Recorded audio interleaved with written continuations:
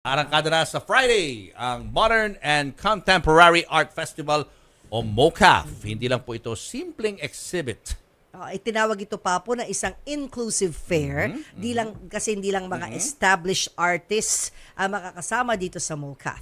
Binibigyan din ng chance sa mga budding artists para ma-flex nila ang kanilang obra. At pag-uusapan natin ang Modern and Contemporary Art Festival. Kasama sina Mr. Ricky Francisco, ang ongoing pa, di ba? Outgoing na siya. Outgoing na ba?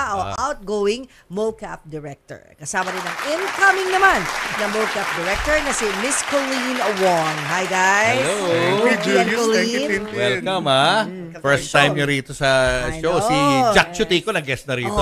Hi, Jack. Hi, Jack. Tell us about MOCAF, Ricky. Ayan, thank you, Julius. Thank you, Tintin. Actually, it's the third year of MOCAF. Nagsimula kami nung kakatapos ng lockdown. Naisip namin kasi noon na parang ang hirap maka-appreciate ng art kung tinitignan mo lang sa screen. Naalala nyo nung lockdown pa natin, lahat online exhibit. Tapos ang hirap din na hindi mo nakikita yung mga artist, yung mga kasama mong nag-a-appreciate ng art. So, naglakas loob kami kahit hindi pa namin alam yung mismong exact date na matatanggal yung lockdown. Mag-open kami para mas ma-appreciate naman ng mga tao yung art. At the same time, magsama-sama ulit yung community sa art. Ayun. Kaya ayun, nagtuloy-tuloy na. Bukod doon, nakagawa kami ng isang inclusive art fair nga. Na maraming kabataan. Paliwanag natin yun. What's inclusive art fair? Kapag sinasabi kasi natin ng art, ang karaniwang tao, sasabihin art, parang pangmayaman lang yan o hindi tayo diyan. Yung ginawa namin, lahat ng mga age level, kinikater namin hindi lang yung mga established na artist, kundi pati yung mga batang artist na nagsisimula pa lang. Noong pandemic kasi ang saya-saya sa bahay ng ibang tao na discover nila yung mga talent nila, nagsilabasan yung talent at nakita namin nag-blossom yung art sa mga kabataan. Binigyan namin ng chance yun para makita ng mga established collectors at saka ng mga baguhang mahilig sa art.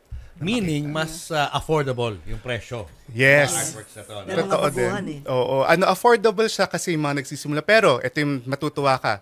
Last year, meron kaming national artist, Larry Alcala. Makukuha mo yung works at a very affordable price. Nung time na yon, kung sasabihin ko, okay lang, 40,000 pesos. Na mababa yun. Meron pa ba? A real science serigraph. Meron pa ba, Ricky? Parang dalawa na lang ata. Uy, may dalawa pa. Reserve na yan. Ayun. Pakila nga. Pakila. As collectors kasi we want to help also. Ayan. So maganda kasi Papa, incubator din ang MOCAF sa mga future national artists. You'll never know, di ba? Yeah, Like that's right. Colleen, sino-sino pa mga artist ang makikita natin dito? Yung mga may pangalan naman. Mga may pangalan. So, we more of emerging and younger artists. Yeah. So, if you know sila Blick, sila Mimao, their artist run space is actually joining MOCAF this year. So, parang we really value inclusivity and diversity talaga na despite na parang wala pa silang 1 year, but we welcome them and we welcome their younger artists rin. So parang sobrang din yun. Nung first year, naka-attend ako rito may mga foreign galleries din na pumasok. Yes. This year ba? Meron pa rin gano'n? Yeah, we have more foreign galleries now. So we started with like 3 foreign galleries, but now we have 7. So we have one from Singapore, Malaysia, and even in France and Japan, of course. Galing. So, yeah.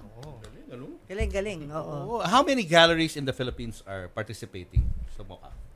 In total, it's around 36. Yeah.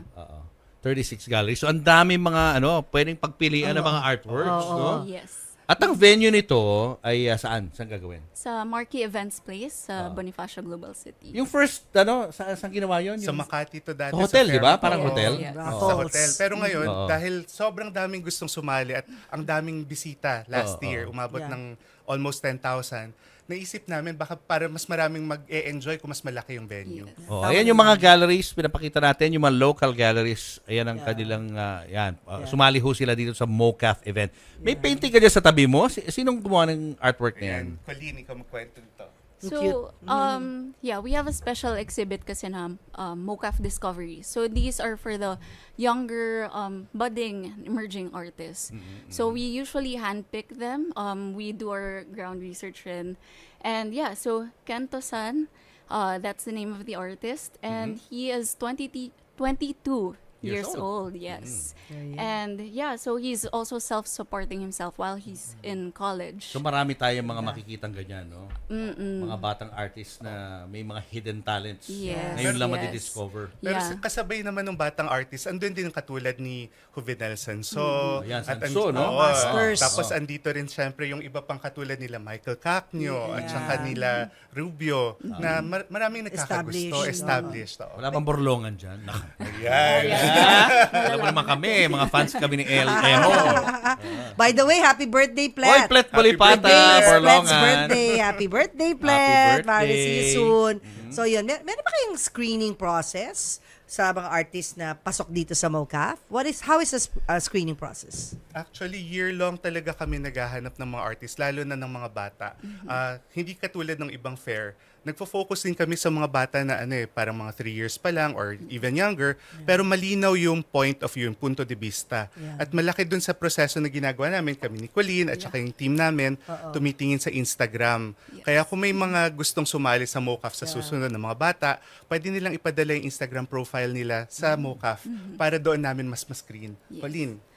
Yeah, so all of our MoCAF discoveries na artists, talagang lahat yon from Instagram talaga.